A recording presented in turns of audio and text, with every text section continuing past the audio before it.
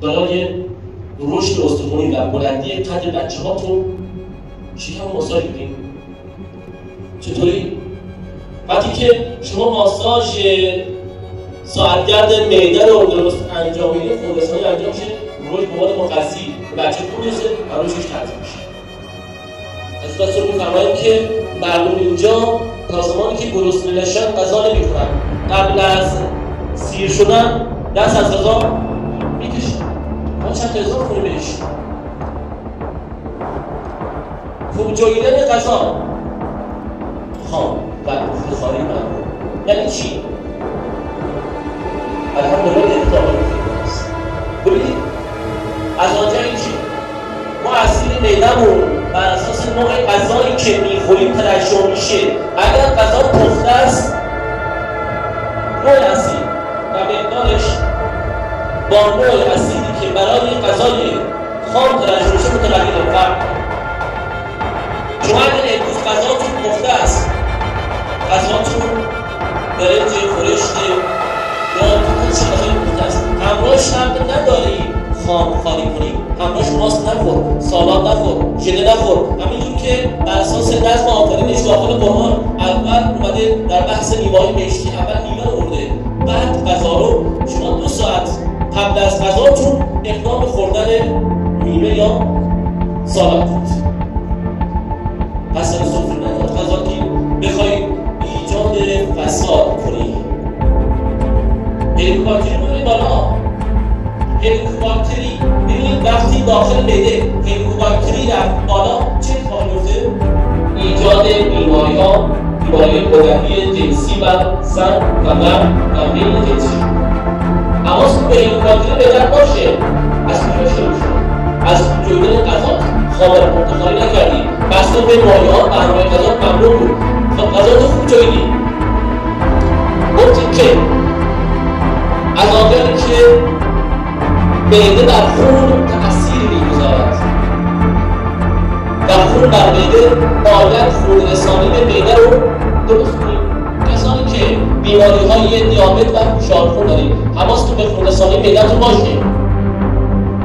اگر خون رسانی به معده‌ت درست انجام شد، این بافت‌های معده، عضلات معده، ستا بافت مارچه‌ای درست میتونن غذا رو هضم کنن. وقتی که شما غذا رو درست نجویید، غذا نجویده بیاد بارش رو بندازید گردن کی؟ مارچه رو تفکیک مثل بگید خدا لعنتت کنه دفعه اول که غذا رو داخل معده این همه باری همه فشار روی من باشه. غذا تو پس درست نجو. خوب جویدن غذا، آروم غذا خوردن. من اینجا میگم که همه دوستان این بچه تو خودشون تو جمع نداریم، همه متحدن. حتی تو بحث سولنزالی آقایون آروم غذا تو بخور درمان میشی. سویازمه متاسفانه از اصول تغذیه رعایت نکردن اصول تغذیه ایجاد میشه.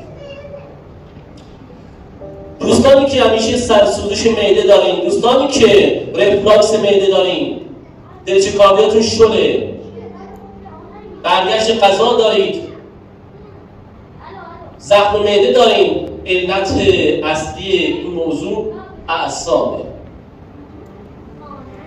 چرا؟ 2500 تا تان عصبی سمپاتیک و پاراسمپاتیک مستقیم از مغز میاد روی معده. هرگاه که شما دچار فشارهای عصبی باشید، استرس داشته باشین، در محل کارتون روزانه داره واکنش‌های عصبی باشین، کار معادل جوشویی باشین، اشک در مشکت باشه و جوش شبه رو بزنی، مشکل گوارشت متاسفانه علت بیماری ها و علت اصلی بیماری گوارشیت همون جوش و وسط. چرا اکثر نظامی ها که دچار استرس هم مشکلات گوارشی دارن؟ معده‌شون داغونه، چون اسید معده بیش از حد ترشح میشه.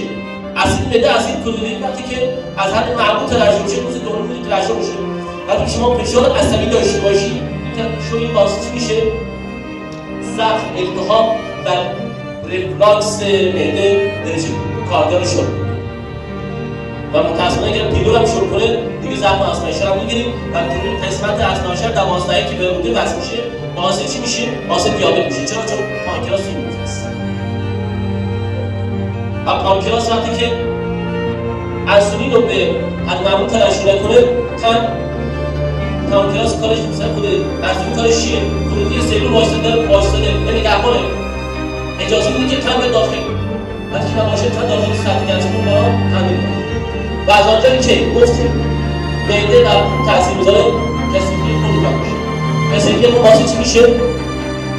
ما تمام اعضای بدنمون از خون ما تغذیه میکنن. ما تمام مواد مغذی سوال بر خونه که به باعث سلامتی ما میشه. مغز، قلب، کبد، روده، معده، چشم، مثانه، کلیه، سیستم جاری همشون. یعنی ایجاد درد تو عضو عدم خونرسانیه. وقتی که خونرسانی از معده درست انجام نشه، خون درست نشه به سمت کبد میاد و باعث بیماری میشه. اما باید هم خونرسانی معده رو درست کنیم، هم خون فرستادن. چطوری خونرسانی درست کنیم؟ با ماساژ معده. ماساژ معده من بارها تاکید دارم و بارها گفتم که برای اینکه خونرسانی به معده‌تون درست میشه و حتی توی استفاده کردن چند سال فکر می‌کنم که برای رشد استخوانی و بلندی قد بچه‌هاتون شکم ماساژ بدین. همین خاصیت‌ها کار کردیم نه خیلی حکیم درست گفته. چند سال پیش از 5 سال میشه. چطوری؟ وقتی که شما ماساژ ساعتگرد معده رو درست انجام میدید، خونرسانی انجام میشه، روش مواد مغذی به بچه خوب میرسه و روشش تغذیه میشه. بیماری هست که عارضه‌دار میشه برای معده زخم ایجاد میشه. درمان انجام میدیم. بهترین درمان قبل از اینکه اعصاب کنترل بشه، بهترین دارو داخل طبیعت که برای معده خوبه و برای زخم معده ها. ببینید برای زخم معده شیره ریشه شیرین بیان آبزن کنید، بعد از غذا تردانی در یکی آبزن کنید و میل کنید و نباشه ریشه شیرین بیان برای